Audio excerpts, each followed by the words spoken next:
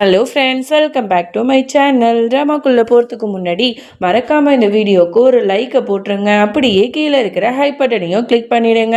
முடிஞ்ச அளவுக்கு சிந்து பைரவி ட்ராமா இன்னைக்கு நைட்டு ஒரு 11-11:30 மணிக்குள்ளே அப்லோட் பண்ண பார்க்குறேன். ஒரு வேளை முடியலை அப்படின்னா கண்டிப்பாக நாளைக்கு மார்னிங்லாம் வந்து வீடியோ கண்டிப்பாக வந்துடும். அதனால் சிந்து பைரவி ஃபேன்ஸ் எல்லாரும் டென்ஷன் ஆகாமல் நாளைக்கு வரைக்கும் வெயிட் பண்ணி பாருங்கள். நான் முடிஞ்ச அளவுக்கு இன்னைக்கு நான் இதே அப்லோட் பண்ண பார்க்குறேன். சரி, வாங்க ட்ராமாக்குள்ளே போயிடலாம்.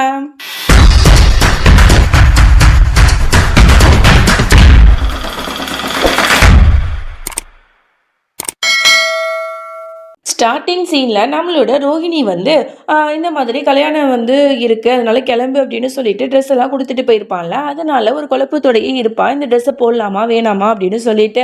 அப்போ கரெக்டாக வேலு வந்து கதவை தட்டிக்கிட்டு இந்த மாதிரி சீக்கிரமாக கிளம்பு, நமக்கு கல்யாணம் ஆக போதில்லை அப்படிங்கிற மாதிரி கத்திக்கிட்டு இருக்கான். உடனே இவளுக்கு என்ன சொல்கிறதுன்னு தெரியல. ஒரு 5 மினிட்ஸ் நான் கிளம்பிடுறேன் அப்படின்னு சொல்லிட்டு அவளும் அறக்க பறக்க கிளம்பிட்டு இருக்கா. ஆனால் அவள் மனசு வந்து ஒரு தெளிவாகவே இல்லை, ஒரு குழப்பத்தோடையே தான் இருக்கு. அதோட இங்கே பரத்வாஜ் வீட்டில் தான் காட்டுறாங்க. அந்த ஃபங்க்ஷன் இருக்குல்ல, நவராத்திரி ஃபங்க்ஷன், அதற்கு வந்து நிறைய பேர் வந்திருப்பாங்க. எல்லாரும் இந்த மாதிரி நேகாவை பற்றி, இந்த பொண்ணு யாரு, இவ எதுக்கு இந்த வீட்டில் இருக்கா அப்படின்னு சொல்லிட்டு எல்லாரும் தப்பு தப்பாக பேச ஆரம்பிக்கிறாங்க. உடனே நேகாவும் வந்து நான் சித்தார்த்தை கல்யாணம் பண்ணிக்க போகிறேன் அப்படிங்கிற மாதிரி சொன்னால் அங்கே உள்ளவங்களும் வந்து ஒரு மாதிரி தப்பு தப்பாக குடும்பத்தை பற்றி ரொம்ப மட்டமாக பேச ஆரம்பிக்கும் போது, இதெல்லாம் கேட்கும் போது பாட்டிக்கு ரொம்ப கோவம் வருது. தயவு செஞ்சு எங்கள் குடும்ப விஷயத்தில் நீங்கள் தலையிடாதீங்க, தயவு செஞ்சு எல்லாரும் போங்க அப்படின்னு சொல்லிட்டு கையெடுத்து கும்பிட்டு அவங்க எல்லாத்தையும் அனுப்பி வச்சிடுறாங்க. அதோட மொத்த குடும்பமும் இந்த செய்தியை பத்தி பேசிட்டு இருக்கு. நேகா வந்து அழுதுட்டு இருக்கா. பாத்தீங்களா, வெளியில இருக்கிறவங்க எல்லாருமே வந்து என்னை பத்தி தப்பா பேசுறாங்க, இதுக்கு தானே நீங்க ஆசைப்பட்டீங்க, இந்த வீட்டோட மருமகளா நான் ஆயிட்டேன் அப்படின்னா யாராலையும் இப்படிலாம் பேச முடியாதுல்ல அப்படின்னு சொல்லிட்டு ஒன்று அழுதுட்டு இருக்கா. உடனே மாமியாக்காரங்களும் நான் சொன்னதுதான் சரி, இந்த பாரு சித்தார்த்தி, இந்த கல்யாணத்துக்கு ஒத்துக்கிட்டு தான் ஆகணும், சீக்கிரமாவே உனக்கும் நேகாக்கும் கல்யாணம் நடந்தே ஆகணும், இல்லைன்னா நம்ம குடும்பம் மான மரியாதை சின்ன பின்னமாயிடும் அப்படிங்கிற மாதிரிலாம் போலாம. உடனே சித்தார்த்து கத்துறா, என்னால முடியவே முடியாது, நான் வந்து இந்த கல்யாணத்தை பண்ணிக்க மாட்டேன் அப்படின்னு.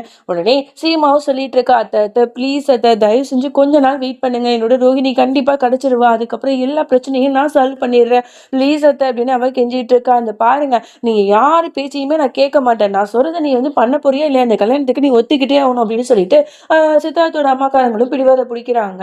சித்தார்த் ஒத்துக்க மாட்டேன்னு சொன்ன உடனே பாட்டி வந்து கோவமா திட்டுறாங்க. என்னடா இப்பதான் வந்து உனக்கு புத்தி வந்துச்சா, இதெல்லாம் நேகா கூட நீ தப்பு பண்றதுக்கு முன்னாடி யோசிச்சிருக்கணும், உன்னாலதான் எங்க குடும்பம் மான மரியாதை இப்படி வந்து சந்தி சிரிச்சிட்டு இருக்கு, எல்லாத்துக்கும் காரணம் நீ தான், அவ கூட அந்த மாதிரிலாம் இருக்கு இல்லாம இருந்தேன்னா இந்த மாதிரி பிரச்சனை வந்திருக்காதுல்ல, இப்ப வேற வழியே இல்லை, நீ பண்ண தப்ப நீ தான் சரி பண்ணணும், அவளை கல்யாணம் பண்ணிக்கோ அப்படிங்கிற மாதிரி பாட்டியுமே சொல்ல ஆரம்பிச்சிடுறாங்க.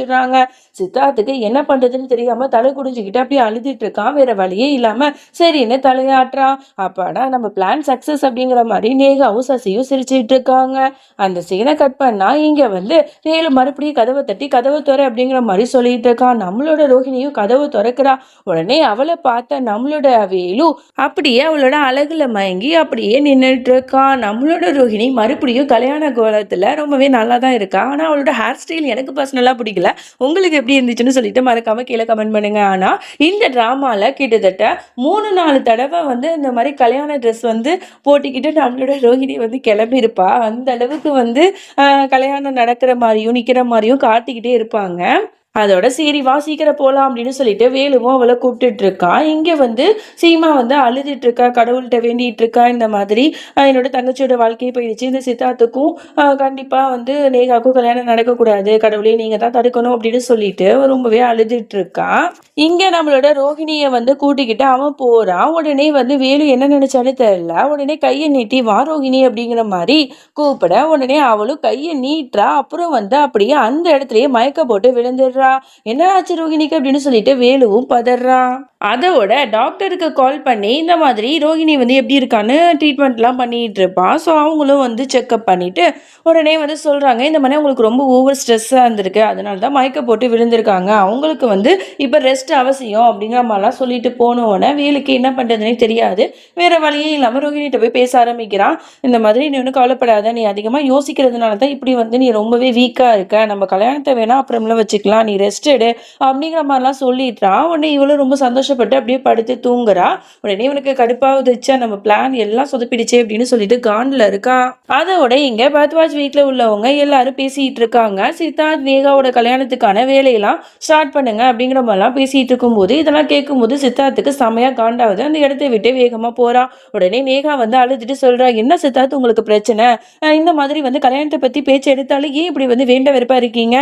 அப்போ இந்த கல்யாணம் வந்து உங்க விருப்பம் இல்லாம நடக்கவே வேணாம். இந்த குடும்பத்தோட மருமகளாவோ உங்களோட மனைவியாவோ இருக்கிறதுக்கு உங்க யாருக்குமே விருப்பம் இல்லைல்ல அப்படின்னு சொல்லிட்டு ஓன அலறா. உடனே சித்தார்த்தோட அம்மாக்காரங்க வந்து நீ ஏமா அப்படிலாம் வந்து நினைக்கிற, அதெல்லாம் ஒன்றும் இல்லை, இப்போ என்ன இந்த வீட்டோட மருமகளாக நானே உன்னை ஏற்றுக்கிறேன் அந்த பாரு அப்படின்னு சொல்லிட்டு அவங்களோட ஒரு பாரம்பரியமான வளையலை எடுத்து அவளோட கையில் போட்டு விட்டு இனிமேல் நீ தான் இந்த வீட்டோட மூத்த மருமக அப்படிங்கிற மாதிரி சொல்லிடுறாங்க.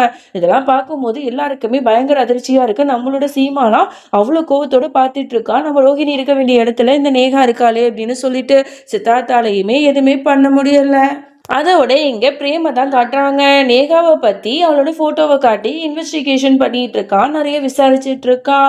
அப்ப கரெக்டா மனோரஞ்சனி கால் பண்ணி வீட்டுல நடந்த விஷயத்தெல்லாம் சொல்றாங்க. இந்த மாதிரி உன்னோட அம்மா வளையலை தூக்கி அவளோட கையில போட்டு விட்டாங்க, நடக்கிறதெல்லாம் பார்த்தா அவ இந்த வீட்டோட மருமகள் ஆயிடுவா போல அப்படின்னு சொன்ன உடனே பிரேமுக்கு ரொம்பவே கோவம் வருது. எப்படியாவது இவளை கண்டுபிடிக்கணுமே அப்படின்னு சொல்லிட்டு யோசிச்சுட்டு இருக்கான். இங்க நேகா ரொம்ப சந்தோஷப்பட்டு ரூம்ல வந்து அந்த வளையல பார்த்து ரசிச்சிட்டு இருக்கா. அப்ப கரெக்டா சசி வந்து பரவாயில்லையே நேகா, நீ வந்து என்னை விட ரொம்ப ஸ்பீடா இருக்க, நான் சொல்லி கொடுத்ததை விட சொல்லி கொடுக்காம நிறைய விஷயங்கள் பண்ணி பண்ணி வேற லெவல பண்ற, பரவாயில்லையே, இவ்வளவு காஸ்ட்லியான வளையல் உன்கிட்ட இருக்கு, குடு நான் பார்த்துட்டு தரேன் அப்படிங்கிற மாதிரி கேட்க உடனே அவ வந்து மூஞ்சில் அடிச்ச மாதிரி சொல்லிடுறா, நான்லாம் அந்த வளையலை தரமாட்டேன், இது என்னோட வளையல், இது எனக்கு கொடுக்கப்பட்ட அங்கீகாரம், இதை நான் யாருக்கு விட்டு கொடுக்க மாட்டேன் அப்படின்னு சொன்ன உடனே மூஞ்சி சுருங்கி போயிடுது. என்ன சொல்ற நீ, உன்னை இந்த வீட்டுக்கு கூட்டு வரதுக்கு எல்லாத்துக்குமே நான் தான் உனக்கு வந்து ஐடியா கொடுத்து ஹெல்ப் பண்ணேன், ஜஸ்ட் இந்த வலையில காட்டுறதுக்கு உனக்கு இவ்வளவு பிஹேவ் பண்ணிட்டு இருக்கியே அப்படின்னு கேட்டா, ஆமா அப்படிதான் பண்ணுவேன், என்ன பண்ணுவேன் அப்படின்னு கேட்டா, இப்பவே உன்னை பத்தி எல்லாத்தையும் சொல்லிடுவேன் அப்படிங்கிற மாதிரி சசியும் சொல்ல, இந்த பாரு சசி, நீ என்ன சொன்னாலும் நான் கேட்கிறேன், இந்த வலையில மட்டும் கேட்காத, இது வந்து எனக்கு ரொம்பவே என்னோட வாழ்க்கையில ரொம்ப முக்கியமான வலைகள், அதை நான் யாருக்கும் தரமாட்டேன் அப்படிங்கிற மாதிரிலாம் இவ சொல்லிட்டு இருக்கா. சசிக்கு காண்டாதான் ஆகுது. அதோட இங்க சீமா வந்து என்ன பண்றா, ரோஹிணியோட போட்டோவை வச்சு கடவுள்கிட்ட ப்ரே பண்ணிட்டு இருக்கா. நடக்கிறதெல்லாம் பார்த்தா சித்தார்த்துக்கும் நேகாக்கும் கல்யாணம் நடந்துடும் போல. என்னோட ரோஹிணியை மறந்துட்டு எல்லாரும் நேகாவை இந்த வீட்டோட மருமகளா ஏத்துக்க ஆரம்பிச்சுட்டாங்க. என்னால இதெல்லாம் பார்த்துட்டு சும்மா இருக்க முடியாது, தயவு செஞ்சு கடவுளே என்னோட ரோஹிணியை வந்து இந்த வீட்டுக்கு திரும்ப அனுப்பிடுங்க அப்படின்னு சொல்லிட்டு அழுது வேண்டிட்டு இருக்கா.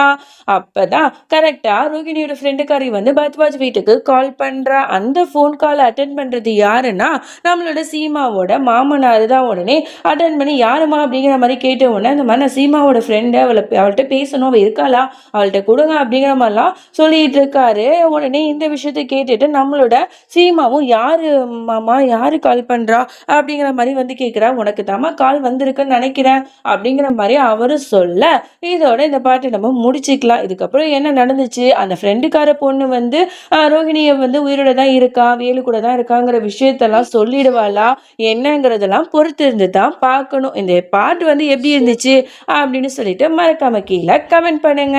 நெக்ஸ்ட் வீடியோல சந்திக்கலாம். அது வரைக்கும் என்னோடு காத்திருங்கள்.